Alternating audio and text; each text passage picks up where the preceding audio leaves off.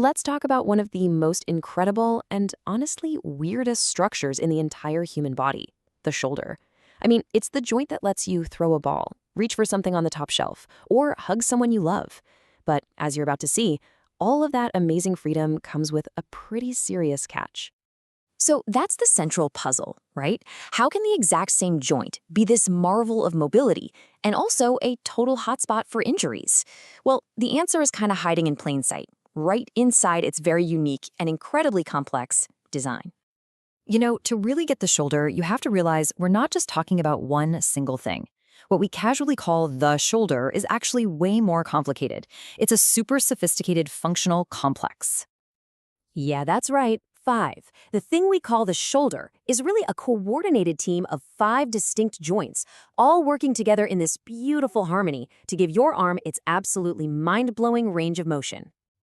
So this team is basically made of two groups. You've got three true joints, the kind you think of with cartilage and a joint capsule and all that. But then you have these two other things called false joints. And they're not really joints in the classic sense. They're more like crucial sliding spaces where muscles and bones just glide past each other. And they are absolutely essential for everything to move smoothly.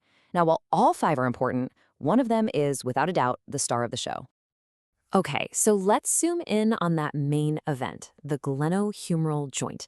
This is where all the magic and, let's be honest, all the trouble really happens. It's the primary connection between your arm and the rest of you, the real heart of all that shoulder mobility. So the glenohumeral joint is where the head of your upper arm bone, that's the ball, fits into a little dish on your shoulder blade, which is the socket. Its whole design is a fundamental trade-off. It is built for maximum, unbelievable movement, which by its very nature means it's also built to be super fragile. This is the perfect way to picture the problem. Seriously, just imagine a big golf ball. That's the head of your arm bone, balancing on a tiny, super shallow golf tee. That's the socket. There's almost no contact between them. Now, that's fantastic for allowing these huge sweeping movements, but, well, it also makes it ridiculously easy for that ball to just slip right off. Okay, so if the bones themselves are so wobbly and unstable, what on earth is stopping our arms from just popping off all the time? Well, the answer is this really sophisticated support system of soft tissues, all working together with one main goal: keep that golf ball sitting securely on its tee. So, building from the inside out, the first layer of defense is the articular capsule. It's this thin, kind of loose, fibrous sleeve that wraps around the whole joint. But here's where it gets really clever: the glenoid labrum. This is a ring of tough cartilage that acts like a bumper around the edge of that shallow tee, making the socket deeper and giving the ball a much snugger, more stable fit. Next, you've got the passive ligaments. Just think of these like static guide ropes on a tent. They don't actively do anything, but they provide this crucial reinforcement.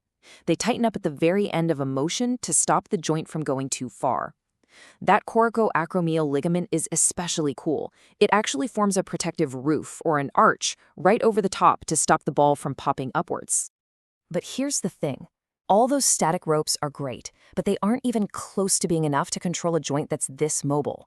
I mean, you can't rely on passive tethers to control a dynamic, super complex movement like throwing a baseball. You need something active, something intelligent. And this is where things get really smart. We've got what are called active ligaments. It's just a fantastic term for the tendons of the muscles around the joint, most famously the rotator cuff.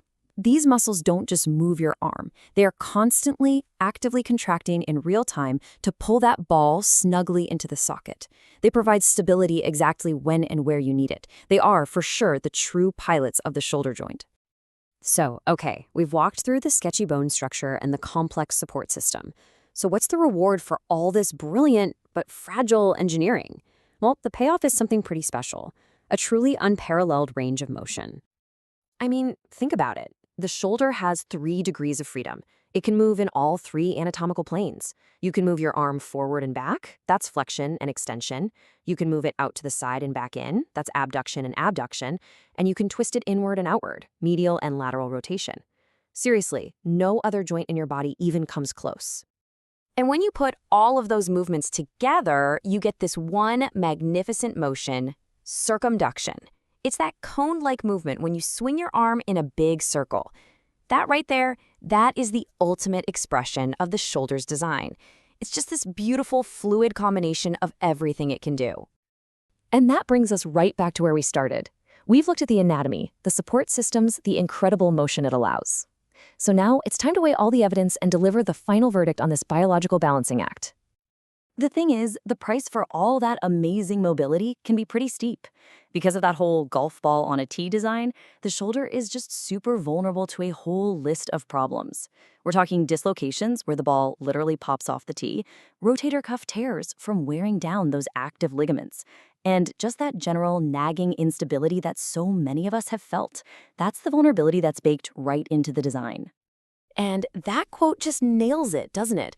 The entire story of the shoulder really comes down to this constant, delicate, and often fragile balance between two things that are pulling in opposite directions: the need to move freely and the need to stay put. So that's the real question, isn't it? Is this amazing joint just a design flaw, something that's destined for injury? Or is it a brilliant, elegant compromise, the absolute best solution possible for giving us the freedom we need to interact with the world? When you look at everything it allows us to do, it's hard not to call it a masterpiece.